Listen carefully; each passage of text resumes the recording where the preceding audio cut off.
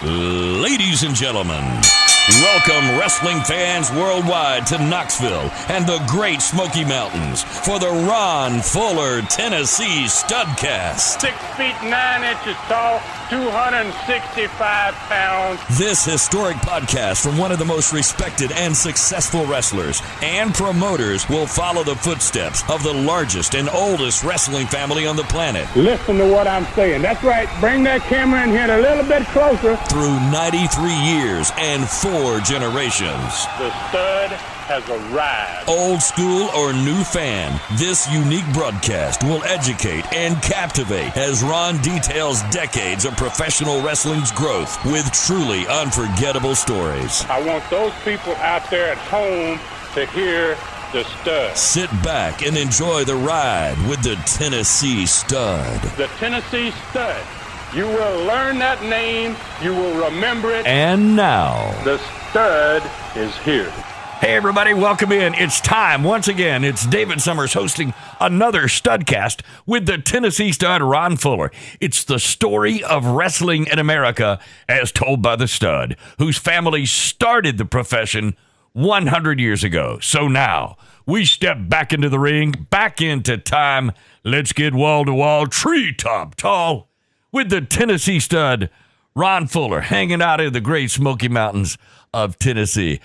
Hey, Stud, how do you spend your weekends? Is there a lot of football involved in your weekends? Oh, man, you better believe it. Especially I like the college game better than the pros. I watch the pros, too. Same here, yeah. But college game, man, I'm really into. And, wow, I always love this time of year. It's a beautiful thing, college football. It is. It's fun to wake up on Sunday morning and watch the college football final if you miss something, and then figure out what happened with your team, other teams, and that kind of thing. But it's fun to just flip around on Saturday. Oh, yeah, man. I like to start my day on the game day. Yes, sir. Absolutely. You know, the ESPN, the 3 hours of it. Jeez. I get an idea of what's going to happen, man, for the entire day, the whole weekend. So, yeah. Deal. I think it's only you and me and millions of others that do that. So, yeah. All right, listen, Stud. New fans around the world are finding you like every day, and all the different things that you're doing now to entertain us on the Studcast. See, because your Studcast had become one of the most popular wrestling podcasts on the planet and available on your tremendous website, tnstud.com. Also, your YouTube Southeastern Rewind channel and all of the podcast outlets. We're available anywhere you find your podcast. Speaking of YouTube Southeastern Rewind and that channel, you've turned it into one of the most interesting places to find your exclusive type of content that can be found nowhere else. It is really amazing what you put together in 6 years, Stud. Well, 6 years, it sounds like a long time frame, and it is a pretty long time frame. Yeah. And, I'm a little too old now to entertain in the ring. I can't get in the ring and do what I used to do, Dave, but I'm doing my best to keep it up, man, and to keep in touch and continue in the wrestling in one form or another. So my YouTube Southeastern Rewind channel has a little bit of everything. Like the recent Studcast, they're all on there. Short clips of TV matches from my past companies. I call those short rides with the Stud. And those things are very, very popular. In fact, the last one I put on just shattered the first day record. So, fans are really enjoying that. I got Stud stories on there and all the things wrestling, man, from my distant past. Once a month, I have these question and answer shows where fans get to ask the questions, too. Hey, that's cool. And anybody that wants to keep up with what's going on with you, of course, they can do that on all of your social media. You're on Facebook, you're on Twitter, now known as X, and easy to find. Listen, I've never said this before, and I'm sure your fans are not aware of this, but you've really done all of this all on your own for more than 6 years. And during those 6 years, you have funded every bit of it out of your own pocket. We've had this conversation in private before. Being in this business, I'm aware of some of the production costs for things like broadcast host, recording studios, website hosting, and maintenance, posting cost, and a ton more. Plus, Stud, I do know you do your own research. You spend at least 2 days every week preparing for each Studcast. I did a little math on this week, and on that subject, you spend 2 8-hour days, that's 16 hours, just preparing for each Studcast.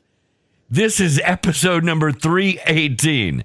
Stud, that's over 5,000 hours of your life spent working on just Studcast alone, not counting everything else that you do. Oh, geez, man. I'm kind of sorry you did those numbers, man. But I consider this to be a labor of love, Dave. It's my way of giving back to those that have supported my wrestling companies in the 1970s and the 1980s, and fans, man, from all over the world that just really appreciate old school wrestling, man. You talked about this. You and I talked in private about this on my back porch a long, long time, over 6 years ago, about how you really wanted to document this incredible life that you've lived. And speaking of giving back, Ron, you are giving us another great Studcast today. This is episode, as we said, number 318, and you titled it Tennessee, Briscoe versus Slater, Gulf Coast, me, that's you, me versus Ox. That's 4 of the sport's biggest names back in 1979. So tell us how and where you get this thing, and how do we start writing this week? Well, I'm going to begin this one with something I've not done before. I'm going to take a breakdown some of the tremendous talent in both of the Southeastern territories in the first week of October, 1979. And then we're going to ride into Tennessee with half of those stars on a great card there. And it has there's another bounty match, 2 title matches, and first ever 30-30 match between my brother and my cousin. That's going to be in the Tennessee territory.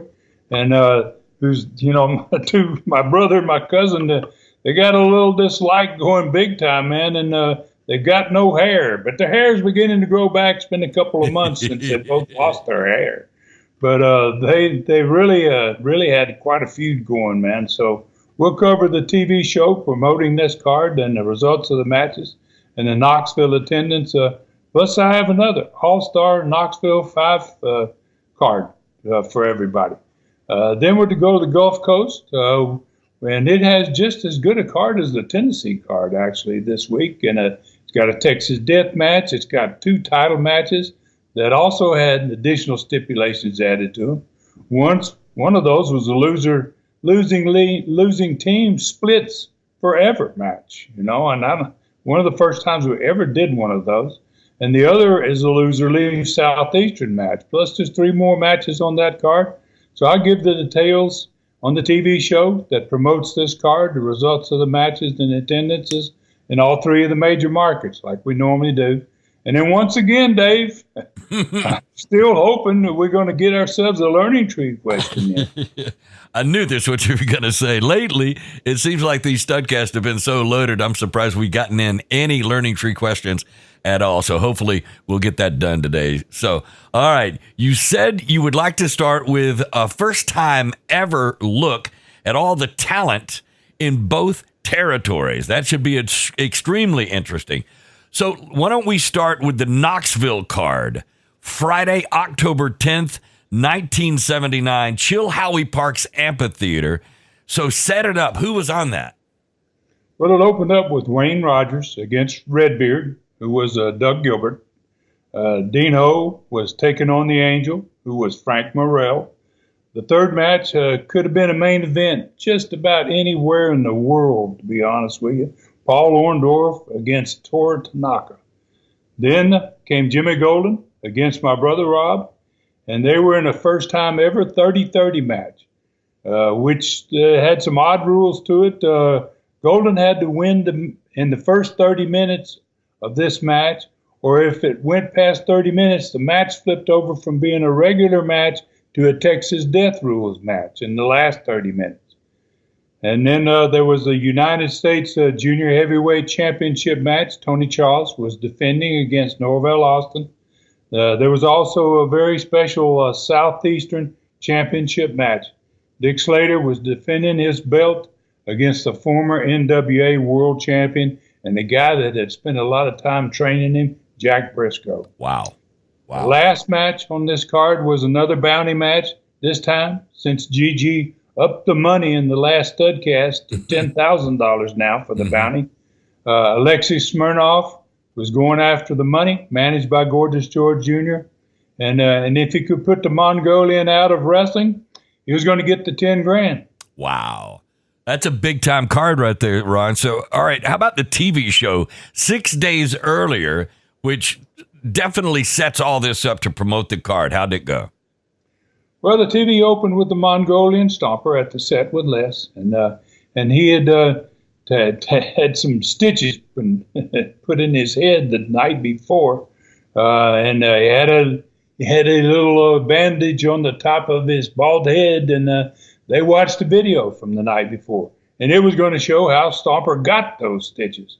So Les, said Archie, which he called him Archie, and at this point, everybody knows that Archie is a Canadian and that he speaks English, and so and it was Real's name. So Les said that Archie and I was on the TV out down in the Gulf Coast, so I didn't actually see his TV, but Les talked about it extensively with me about this TV, and he said that so he said Stomper was really, really quiet, didn't want to hardly say anything in the first part of this program.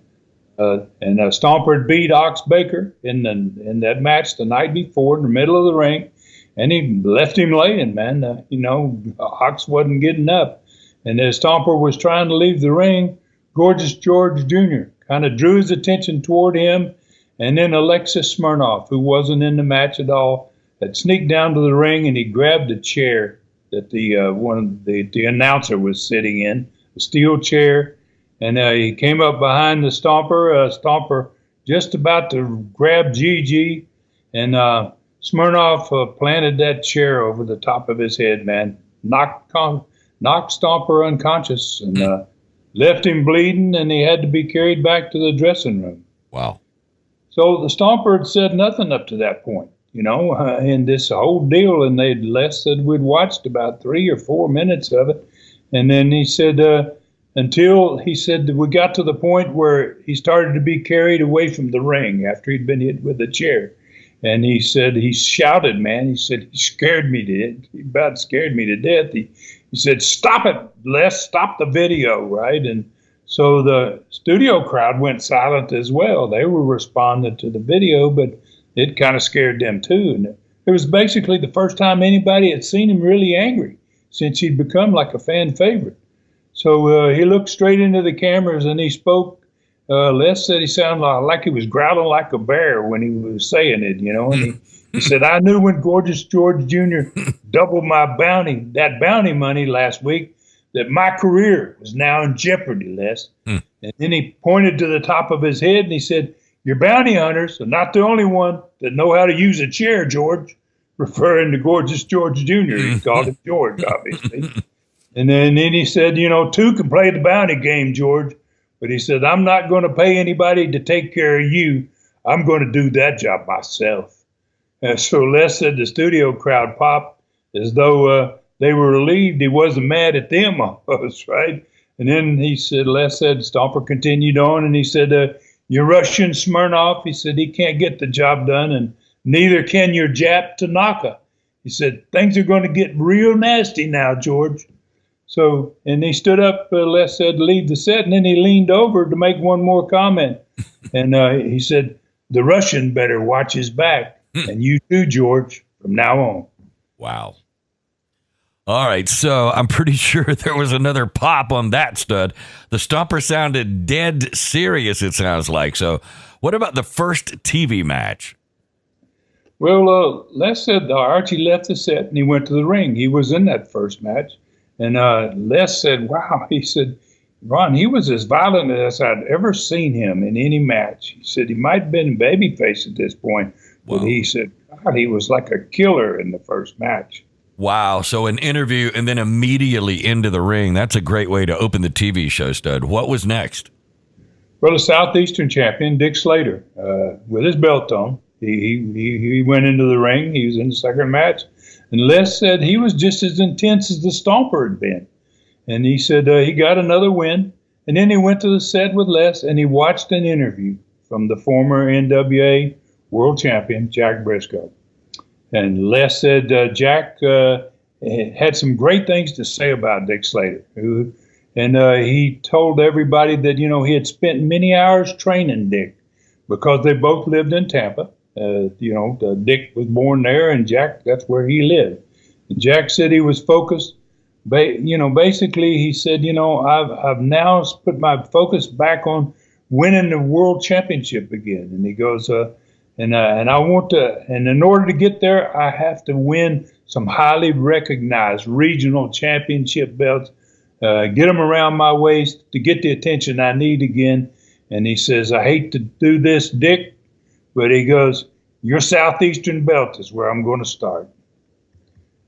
So Slater, with his belt, now it was sitting on a desk in front of him. He said, he says to Les, and he was very honest. He said, this is going to be the biggest challenge since I've won this belt, right? And he goes, although, we've been longtime friends, all that's out the window now, sounds like to me, Les. And he says, it's time to get down to championship business. So, wow. All right. How about the personality profile? Who was on that? Well, Les had been waiting for a while and asked me several times. He wanted to do a profile with both Robert and Jimmy together about this family feud that was going on. It had been going on about 2 months at this time. So he said, on this day, he said, I got it set up, Ron, and I hope it's going to be all right. And I told him, well, gosh, go ahead, yes. So he said he began the profile with both Rob and Jimmy. First, he said, I made them agree that they're going to stay seated and they're not going to fight during this profile. And then he said they started the profile, talking about their upcoming match, the first ever 30-30 match. And they kind of explained the rules of that match. That the first 30 minutes was a regular match. If it went past 30 minutes, then they started to have Texas death match rules until somebody won the match. And Les said, they made it through that part of it. He said they were pretty intense, but, didn't have a problem with that part of it. And he said, Ron, I'd spent a lot of time, me and Bill Kincaid, the director, piecing together tapes of these different matches between the two of these guys since they started that first hair versus hair match between them on Friday, August the 10th, 1979. Which was almost exactly 2 months earlier than this TV that we're talking about. Right. So Les told me that they had made that video. They made it through that first video with Robert getting his head shaved after the match. Showed the end of the match, and then Robert getting his head shaved. And then he said the next video was from 2 weeks later. It was a match on August the 24th, 1979. The match where Jimmy lost his hair and had his head shaved. So Les said by the time they got to the end of that one, he said they were both out of their seats, right? He said I had to get up and get between them, man. And they said I called the director, Bill Kincaid, upstairs. That's it. Let's get out of this. Before he said they were going to go at it, man. So he said it worked out good until the very end. Sounded like a good idea and something different. I bet the studio crowd was really into it. I'm sure they were, but I'm also sure Les didn't want to get his profile set torn up. That's what he was concerned about. So next up was Tony Charles, and he hadn't been on the TV in quite a while. He was wearing his United States Junior Heavyweight Championship belt in the ring. He was going to be defending it. And his opponent, the guy he was going to be defending against, Norvell Austin, in that championship match, 6 days later, he joined Les at the set to watch this match with Tony Charles. And and he had some information that kind of made Tony, Les said, kind of made Tony look bad. He said, he brought up the fact, he says, Les, I went back and I've looked, and he says, Tony Charles has not defended his United States Junior Championship not one time in the last 2 months. And he said, do you know the last person to beat Tony Charles, Les? And he said, Les said, no, I hadn't been, I don't know exactly. And he goes, me. I beat him, non-title match. And he wouldn't even give me a title match. So the Norvell, he might have been making him look a little bit bad on the set, but boy, Tony wasn't looking bad in the ring, Les said. And Les, as usual, said Tony tore the studio up, man. And he wowed him again on the end with another one of those spectacular throws at the end of the match. Then the last TV match was Alexis Smirnoff, managed by Gorgeous George Jr. And Smirnoff was tuning up, basically, for this upcoming bounty match with a Stomper 6 days later. He was taking care of business in the ring and about to finish off his opponent when the Stomper came into the studio, grabbed a chair, and slid into the ring this time behind Smirnoff, unlike it had been the night before. And he got his revenge from the night before, boy. He gave him a chair shot, Les said, over the top of the head, and he just left the ring. Took his chair with him and left the studio. And wow, the studio was on its feet. They went crazy in the studio. Well, Stomper did say earlier, Stud, the Russian better watch his back. That's one heck of a TV show right there. All right, so how about 6 days later in the amphitheater? Redbeard beat Wayne Rogers. Dino won over the Angel. Paul Orndorff got a huge victory. Anytime you beat Tora Tanaka, that's a huge victory. And Paul Orndorff beat Tora Tanaka. Robert and Jimmy, they had a bloody match, and I wasn't there to see that one either. I'm still down in the Gulf Coast. Les said that it didn't get through the first 30 minutes. They didn't get to the Texas death match. He said they both got disqualified in the first 30 minutes. Both of them bleeding. He said the decision was a no contest. And Tony Charles and Norvell Lawson wrestled to a 30-minute time limit draw in the U.S. junior title match. And then he said Jack Briscoe, who had not wrestled in Knoxville for 4 years, since 1975. Wow. When he was the NWA champion, he was a babyface, and he was wrestling me, 1975. And he began his Southeastern match as a babyface again this time, but he found Slater to be a much improved wrestler than he hadn't been around Dick in a couple of years at this point, and he didn't realize how much Dick had improved as a wrestler. So Jack turned heel, man, at the end of the match and got himself disqualified, and so Slater's going to be coming back with him again the following week, and Jack's going to get a second shot at the Southeastern belt. Then the $10,000 bounty match, it ended up with more than just the Mongolian Stomper and Alexis Smirnoff in the ring. In fact, it was a trio of men, Gigi and his two henchmen, Tanaka and Smirnoff together.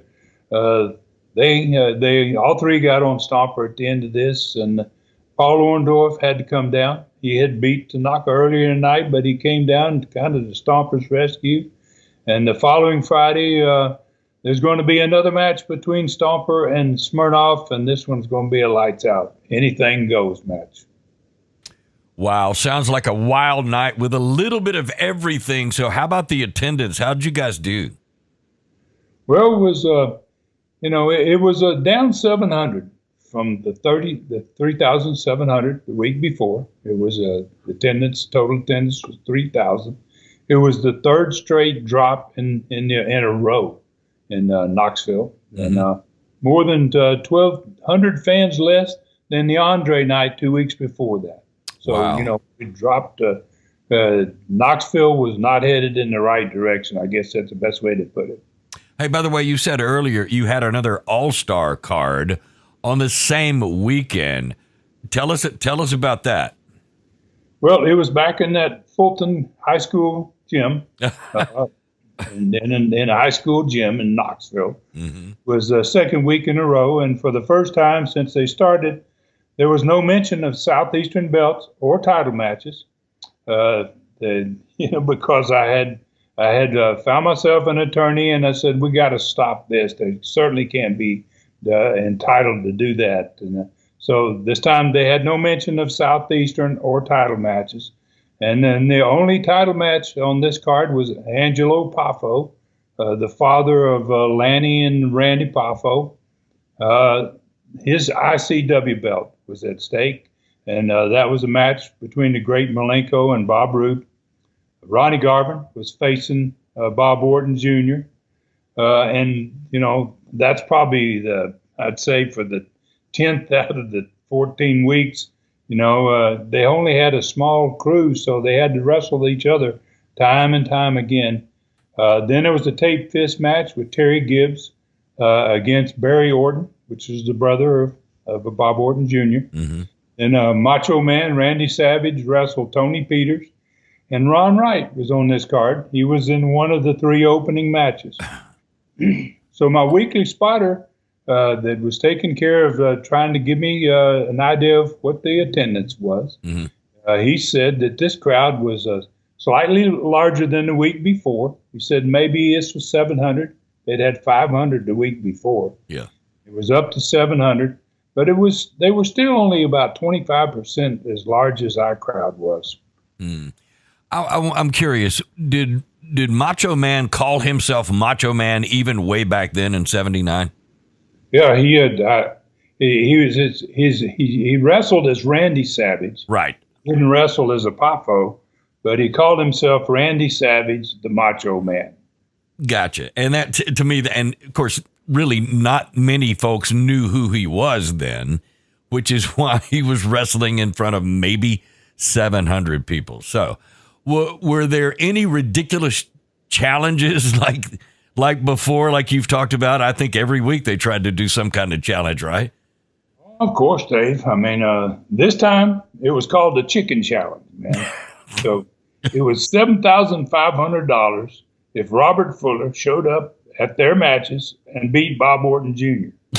And not only did they put that in the newspaper ad, but they also mentioned it several times on their TV show. So, and to me, this was maybe the worst thing they did to hurt the wrestling business. These goofball challenges here that made no sense. Right. It was all made to look bad, make us look bad because we didn't show up. Yeah. And then why would we show up in somebody else's matches? It wouldn't make any difference. We'd be promoting them. Yeah, exactly. And one of the things in broadcasting over the years and radio, and especially in a market like Dothan, Alabama, a lot of people might not realize how competitive a market like this is you never acknowledge the competition in any way at all. Yeah. You just don't do it. Yeah, for darn sure. I mean, it's obviously a kiss of death to do that. Yeah. So, but that's the way they figured they were going to somehow win this war if they continued that process. All right, so it seems like a sad situation for you, I guess. Having no control over what someone else was doing to your business was bad enough, but what they were doing to the sport as a whole had to be even worse for everybody involved. I tell you what, it's been a great first part of this Studcast. Let's take our break right here, and when we come back, we're going to head south into the Gulf Coast territory where things, it seems like, have been looking up. This Studcast will be right back. Okay, Studcast fans, Ron has all kinds of souvenirs on his tremendous website, tnstud.com. Don't miss his stud store. You can find 43 Super Studcast, most live interviews with some of the top stars in wrestling, only $2.99. And it's more than 2 hours of real wrestling history. 4 different 8x10 photos, only $15 each. Personally autographed to you for yourself or even a friend. T-shirts and the classic novel Brutus, $19.99 for the book only, and Ron will personally autograph it for only $29.99. autographed by the stud himself, y'all. Everything is free shipping. Get it now. tnstud.com. Okay, Studcast fans, welcome back once again. We're going to start the second part of this Studcast with another very good card. It was 2 days before the Knoxville card that we just talked about. So this card sends us to Mobile, Alabama on the first week in October 1979. Tell us about that, Stud. Well, this card, man, was really a great deal different from the Tennessee card, Dave. This card was going to eliminate another wrestler in another loser leaves match in the territory. And this territory down there in the Gulf was quickly changing at this point. But it was proving its ability, man, to still draw fans in spite of all these changes. There's a lot of guys leaving. We're moving guys out. And so that was basically a true sign of a vibrant territory. Kind of like the Tennessee territory was before the wrestling war, that even if you had a lot of changes going on, business still remained good. Yeah, we're sure seeing how destructive that war was. So how about the Mobile card on Wednesday, October 3rd, 1979? Well, Herb Calvert was still there, and he wrestled against the Hunter, which was Rock Hunter. That was the first opening match. Newcomer Vince Violetti, who was great friends with Louis Tillett. That's how he got to be there. He wrestled the Inferno, and a red-hot Kevin Sullivan, man. It was his third week in the territory, and Kevin was always on fire. But it was obvious to me that he was happy and enjoying that beach down there. Maybe more than the mountains in Tennessee. He was always saying, wow, I love it here in Tennessee. Well, wow, he's down there now, and he's going, wow, Ron, this is unbelievable. I'm beaching it every day. Well, he was going to be facing Eddie Mansfield. Then there was the Texas Death Match. And it was going to be me against Ox Baker. Then there was the Southeastern Tag Championship match. And this one had a really tough result for the losers of the match. The Champion Assassins, they were going to be wrestling against the guys that had beat them the week previously, but they'd won the belt back, which was Jerry Stubbs and his cousin, Mike Stallings. And the losing team was going to have to split up in the Gulf Coast territory forever. So whoever lost this, they're through as a team. So then the last match might have been even more punishing than that. The Southeastern champion, Austin Idol, was risking not only his belt against the match, Mr. Pensacola, but the loser of this one was leaving the Southeastern Gulf Coast territory. Boom, gone. Wow. All right, so it sounds like a pretty important night for at least three people in those last two matches alone. One team had to split up, and someone else was looking for a new place to live. This card says it all. It was a tough business to be in. So what was on the TV to promote this card? The show opened up with the Assassins and their newly won Southeastern tag belts that they had just won the week before.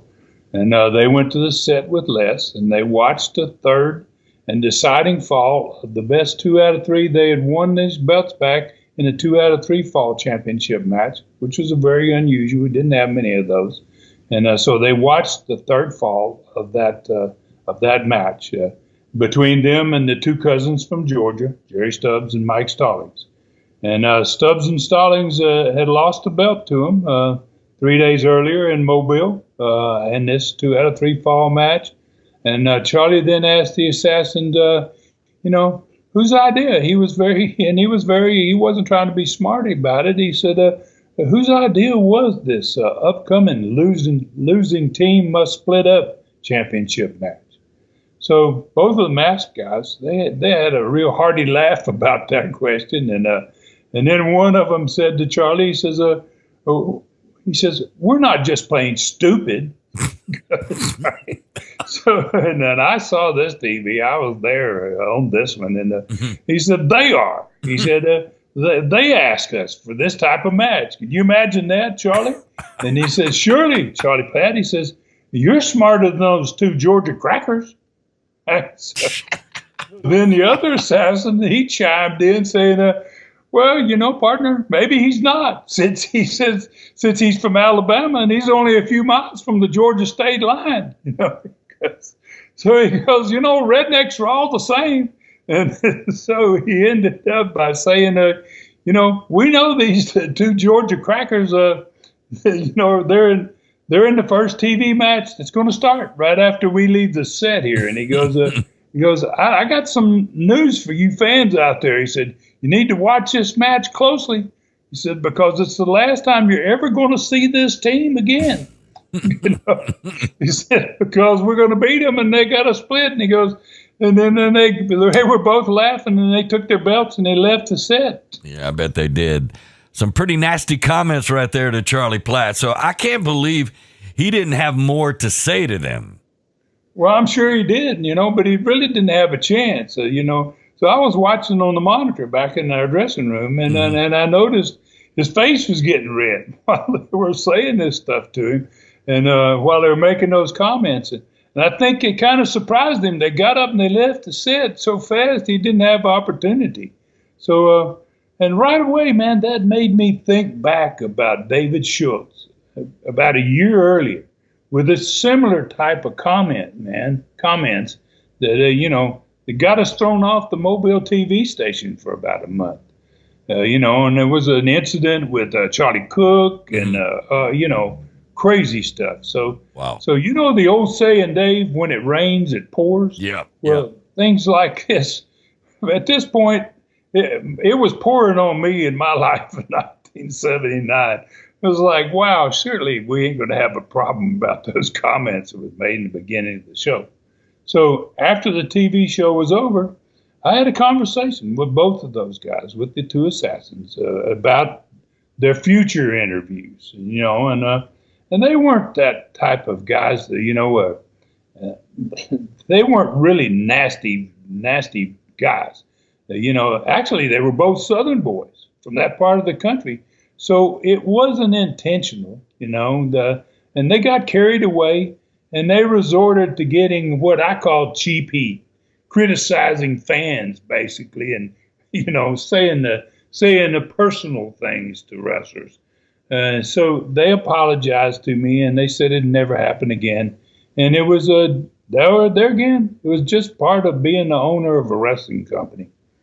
So the best thing about it was, though, that it fired up Stubbs and his colleagues, man. They watched this off the monitor in the dressing room too, and then so on their way to the ring, they made a point of going by Charlie's desk before they went to the ring, and I think Stubbs said into the microphone, Charlie, so that everybody could hear it. He goes, he says, Charlie, you need to watch this. Tell the assassins to watch this match because he goes, this is what's going to happen to them next week. And they went into the ring and they destroyed two opponents, man. Charlie said they took it all out on those boys they were in the ring with. All right, with all these type of things going on, why would anybody want to be the owner of a wrestling company? Congratulations, Stubbs. All right, so what was on next? Well, it sure wasn't a Southern boy in this next one, I can tell you that. It was a good old Irish boy from Boston, Kevin Sullivan. And wow, Kevin had gotten fired up too. You know, I guess the comments got to him a little bit. And he kind of kept the rage of this TV show that was starting here going. And he was really getting over, man. And soon he was going to be moving up the card. He was going to be in some top matches very quickly. Then the personality profile. It didn't slow down this TV train, man. I mean, this TV had everybody fired up. So the Southeastern champion, Austin Idol, was live on this one. And he sat, like every time that we did those profiles, right next to the studio fans on the bleachers there. And Austin was eager to make his mark on this TV show. You know, he was watching stuff on the monitor too, and he sees that, wow, this shows something's going on here, right? So he and Charlie watched what had happened to him the Saturday before on TV. And so that's where, he saw Mr. Pensacola for the very first time. And he realized that, hey, that's not Mr. Pensacola. That's the gladiator, and they're watching this, what had happened to him again. And then he said, he said, I thought I'd gotten rid of him, man. And then he said, I got so enraged. He said, I charged the ring and I ended up, look, I got put to sleep and he left me in the ring. Right? So he's kind of now he's fired up. He was enraged, man. And the madder he got, the more the studio audience sitting next to him, they loved it. And they just started booing him. Everything he said after that, And Austin was pretty cool. I mean, he had been in the business long enough. He kind of fed off all that booing. He really knew he got him. I've got him now. Yeah. And he made a fantastic interview on the rest of this profile. And this interview was about being cheated by the very company he was representing as their champion, right? I'm their champion, and they should have gotten rid of the gladiator. And then instead, he says, now they're making it even worse because they're sending this so-called Mr. Pensacola, who's the original gladiator that I've already beat. They're making me beat him again. If I lose my belt, and I have to leave. Wow. Wow. Had some pretty good points going. Man, this show was rocking. So, all right, who was up next? Well, who else, man? Mr. Pensacola, right? Bang, so there it is. Popped him right in there, man. And he, back there, watching everything, he came to the ring fired up, too, about what had happened in the personality profile with Idol going off on him and what he did last week. And in fact, he was so inspired, he grabbed the microphone away from the ring announcer before he was even introduced. And he made his own unscheduled interview directly to Idol right there. And he said something about, he wasn't going anywhere. He said, I'm going to be the new Southeastern champion. And he said, Idol, you can start packing right now. He says, because I'm going to run you out of the Southeast. And then he challenged Idol, right then. He says, and if you want to, you can come back again this week, like you did last week during my match. And he goes, I'll put you to sleep again. I'll give you another nap. And the TV crowd at this point, this show's rocking, like you said, and they were going crazy.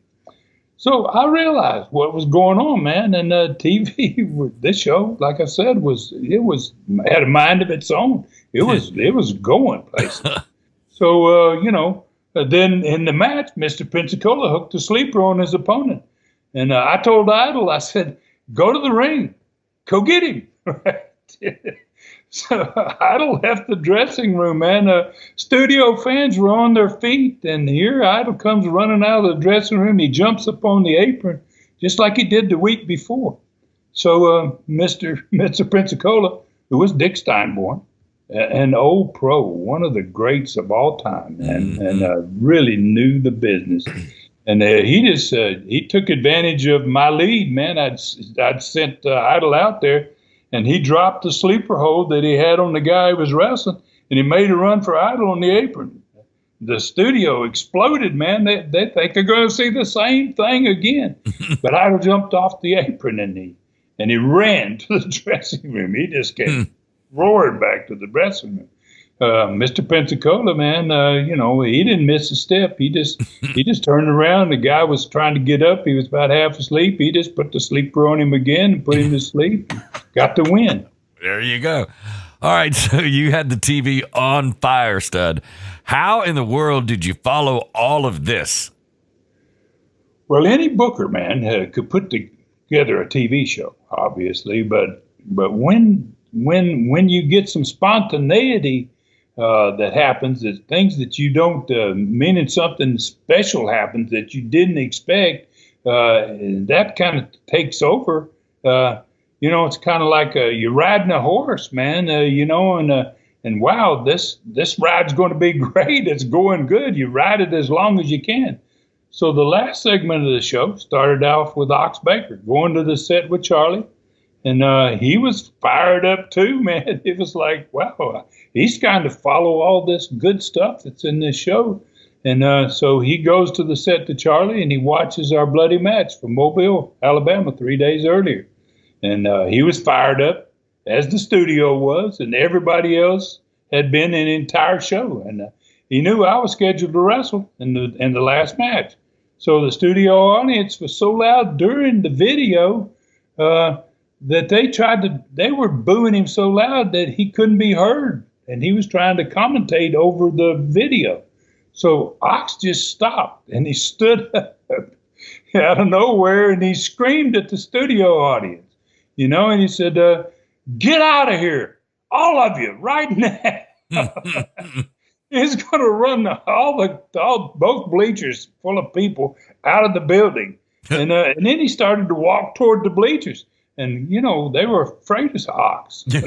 Heck, a lot of people were afraid of Ox. And a lot of them jumped off the bleachers, and they started to run for the exits. And, so obviously that wasn't a part of the TV format.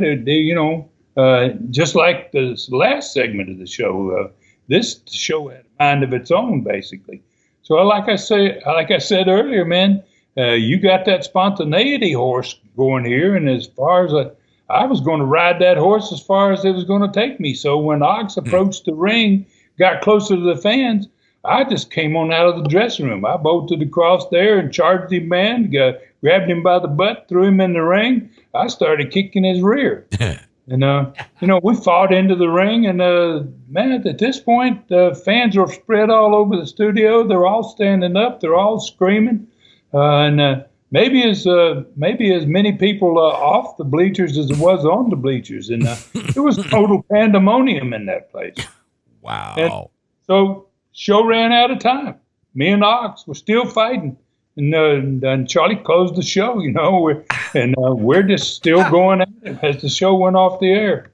Oh, my God. When I was a kid, I wasn't much of a kid. I was maybe a little grown up. I remember watching shows like this, and Charlie Platt at the end, we're out of time, and mayhem is broken out. And it used to just it drove us crazy when, like you said, you and Ox were still fighting when it went off the air. That's an awesome show right there. And it leaves you as a fan going, I cannot miss what's going to be happening at the Farm Center or the Coliseum or wherever it was going to be. All right, listen, I would have given anything to see that specific TV. It must have jumped every city's attendance. It had to. So what happened in Mobile 4 nights later? Well, the Hunter, Rock Hunter, beat Herb Calvert. The Inferno won over Vince Violetti. Kevin Sullivan got the best of Eddie Mansfield. I won the Texas Death Match against Ox Baker. In the Southeastern Tag Championship match, where the losing team had to split up, the Champion Assassins retained their belts, and the Georgia Cousins, Jerry Stubbs and Mike Stallings, split up as a team. And they've not just in Southeastern, but forever they split up. In fact, to my knowledge, Mike Stallings never wrestled again after he returned home to Georgia. Wow. So in the Southeastern Championship match, loser leave Southeastern match with Austin Idol against Mr. Pensacola, Kevin Sullivan was standing at the back of the building, Expo Hall, and it was packed. And it was Mobile, right? And God, there was always a potential for a riot there. And the fans came back there and got behind Kevin and basically shoved him up to the ring during the match going on between Idol and Mr. Pensacola. So Idol got the victory. Right there, Kevin's standing at ringside. He don't want to get in the ring. The match is just about to end. But as soon as Idol got the victory, Kevin realized that Idol ain't going to get it back to the dressing room alive. Wow. And he jumped in the ring and he gave Idol a little taste, his first taste of Kevin Sullivan. He's going to get more of this. But when the match ended, man, I can tell you for sure, I'm sure Austin Idol was glad to see him, man. Oh, God, Kevin, come on in here and kick my butt. May save my life. Oh. And Expo Hall, as often happened, man, that place was going wild, and Sullivan stayed on top of Idle. He fought him all the way back to the dressing room to keep fans from getting on him. And it may have saved Idle's life. Are you kidding? That is a wild ending, Ron. All right, I'm sure that TV show lit up every building you wrestled in that week, so I can't wait to hear the attendances down south in these 3 major markets. Well, everything was up, Dave. Even though we were in the fall of the year, which is the worst of the 4 seasons for wrestling. Montgomery went from 3,100 up to 3,600. Mobile went from 4,200 to 4,900, almost a sellout. Dothan from 3,600 to 4,100. The 3 cities went from 10,900 the week before to 12,600. In just 3 nights out of the 6 nights of the week, we drew more than 12,000 fans. 1,600 more fans than the week before. So, and then in the last 4 weeks there, actually, since the first week in September, we had 7,600 fans in those 3 cities. We went from 76 to 12,600 in 4 weeks, the first week to August. Added 5,000 fans in 1 month. Wow. That's the power of a really fun, good TV show. All right, so it had to be a real good surprise for you, Ron. Oh, man, it was good enough, man, that I decided to stay down there another week. I said, geez, this is going great. And, why would I want to go home? I mean, we might continue this run here. Oh, no doubt. Hey, what a great Studcast this has been already. And guess what, Ron? Great news. We're going to do it. We've got time for a learning tree question. Let's go right to that. This one comes from one of your former wrestlers with a question that he asked you to answer. His name is Randy Rose, and his question is, Ron, why don't you do something on the origin of the Midnight Express tag team, how it came about, and when it actually started in your Southeastern territory? Lots of fans still don't know its history. Wow, that's a great question, Randy. I mean, and I gotta agree, most fans are not aware of where that whole tag team concept, where the name came from, the time frame in which it started, and just how long and how many famous tag team combinations in the sport used that name after we came up with it. There's some questions about where the concept of this 3-man tag team began. Some say it all started in 1979 with the Freebirds, Michael Hayes, Terry Gordy, but there was just 2 Freebirds in 1979. And then they were wrestling in Bill Watts' Mid-South Territory, which covered several states, all the way from Oklahoma down to Arkansas, Louisiana, over into the state of Mississippi, right next to where we were, just west of my territory. And it was just Michael Hayes and Terry Gordy in 1979, but in 1981, Bill Watts decided to make a 3-team deal out of them, and he added Buddy Roberts to that conversation.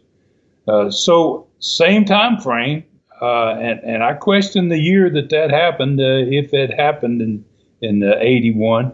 But in our Southeastern territory, I came up with the idea of this 3-man tag. And also, same year now, 1981. And I called the team the Midnight Express.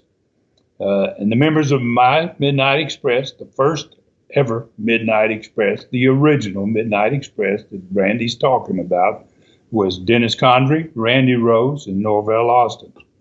So both the Freebirds and our Midnight Express, 3-man teams, they used the same concept.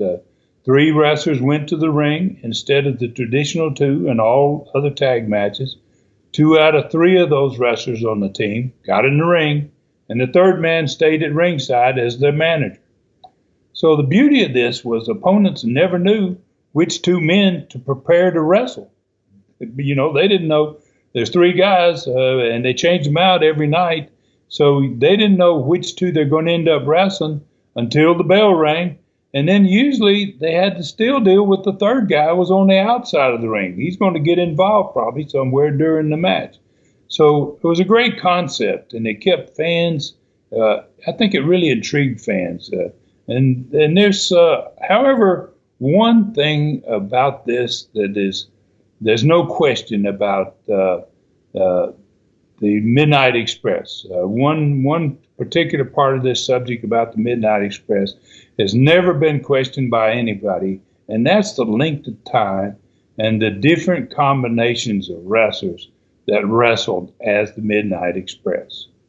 And this all started, first Midnight Express ever was Dennis Condrey, Randy Rose, and Norvell Austin from 1981 to 1983. And they were the only three-man combination of that Midnight Express ever, was those three guys. Then Dennis Condrey and Bobby Eaton, managed by Jim Cornette, became the Midnight Express. Yep. And actually they wrestled for Bill Watts over there in Louisiana from 1983 to 1987. Then the next guys that did it was Bobby Eaton and Stan Lane, and they were again managed by Jim Cornette, and they were the Midnight Express from 1977 into 1988. The name was so popular at this point that there was actually a war between two teams that called themselves the Midnight Express in 1988 and 1989. One of those teams was Dennis Condrey and Randy Rose. They were managed by Paul E. Dangerously. And Bobby Eaton and Stan Lane were managed by Jim Cornette. Both of those teams called themselves. And they actually fought against each other, basically for the name, for who had the rights to the name. And Bobby Eaton and Stan Lane, managed by Jim Cornette, they finally won the war and the name, basically. And then they invaded WCW from 1989 and 90. They were the Midnight Express in WCW. The name then wasn't used again until 1998. Then Bart Gunn and a guy named Bob Holly, again, were managed by Jim Cornette. And then the last one to use the Midnight Express name was Bobby Eaton and Ricky Nelson, and that was from 2004 to 2011. Wow. So I got to thank you, Randy, for asking this question. And I guess I can take credit for coming up with a name for a tag team that was used longer than any in the history of the sport. For 30 years, basically, from 1981 to 2011, the Midnight Express name was used by numerous different wrestlers and a couple of different managers, and it has been a part of wrestling history.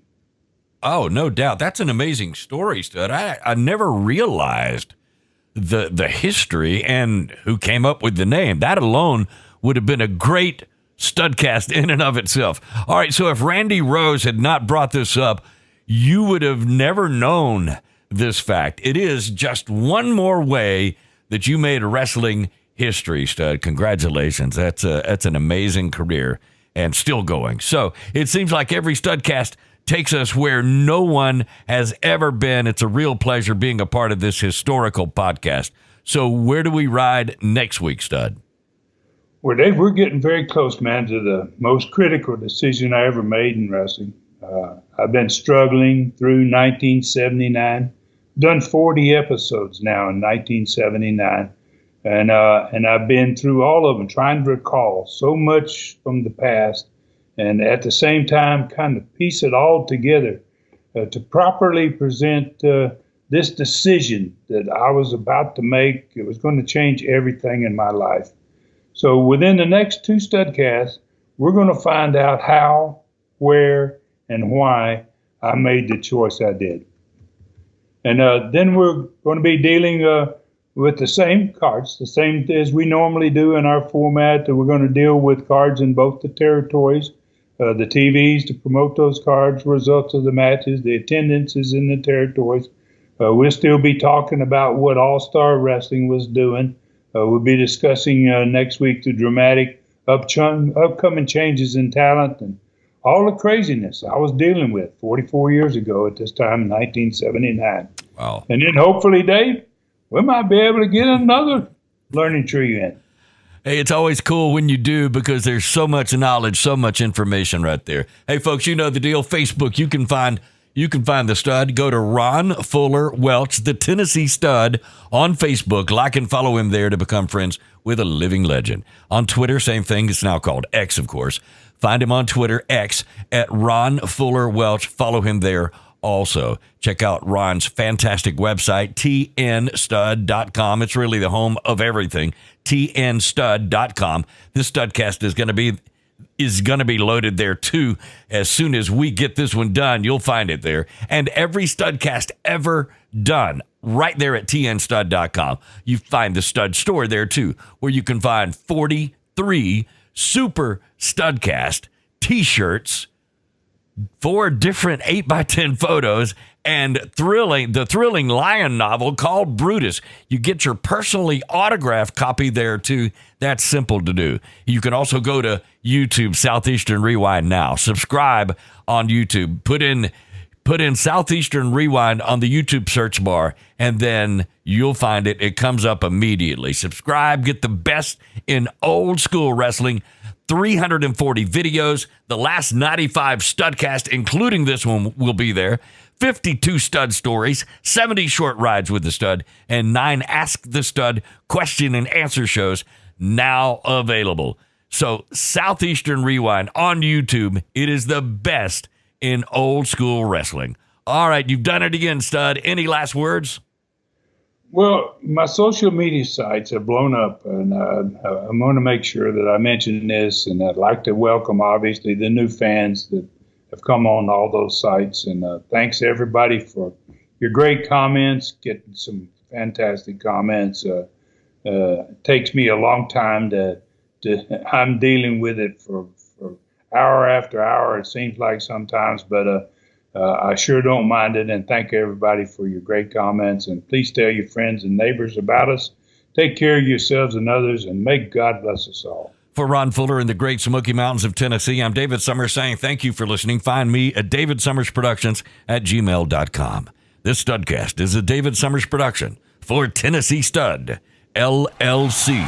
Thanks for joining us today for this historic Studcast. The true story continues next week.